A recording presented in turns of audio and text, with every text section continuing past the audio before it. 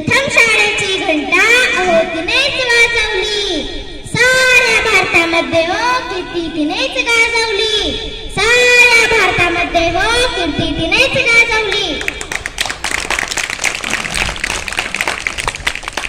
स्त्री शिक्षणाच्या कैवारी ज्ञान ज्योती क्रांती ज्योती सावित्रीबाई फुले यांचा जन्म 3 जानेवारी 1831 रोजी सातारा जिल्ह्यातील नायगाव या गावी झाला.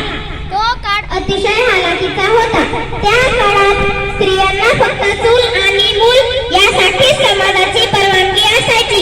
समाजाने स्त्रियांच्या पायात जणू काही बेड्या घातल्याचे चित्र सर्वत्र होते. काळ कठीण होता तरी सावित्रीबाई डगमगल्या नाही. त्यांनी ज्योतिरावांच्या मदतीने 1848 मध्ये पुणे येथे भिलेवाड्यात स्त्रियांच्या शिक्षणाची खरी सावित्री तूच कैवारी, तुझ्यामुळे चिकत आयास प्रत्येक प्राणी, तुझ्यामुळे चिकत आयास प्रत्येक प्राणी. त्या काळात विद्वांचे केशवपद थांबवण्यासाठी त्यांनी न्हाव्यांचा सर्प घडून आणला होता. त्यांनी निराश्री विधवा आणि त्यांच्या मुलांसाठी बालहत्या प्रतिबंधक गृह सुरू केले.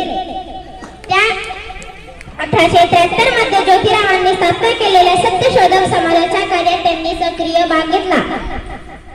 1897 मध्ये पुण्यात आलेल्या प्लेगच्या साथीत त्यांनी रुग्णांची सेवा करताना त्यांना स्वतःला प्लेगची लागण झाली. 10 मार्च 1897 रोजी त्यांचे निधन झाले. 3 जानेवारी हा दिवस बालिका दिन म्हणून साजरा केला जातो.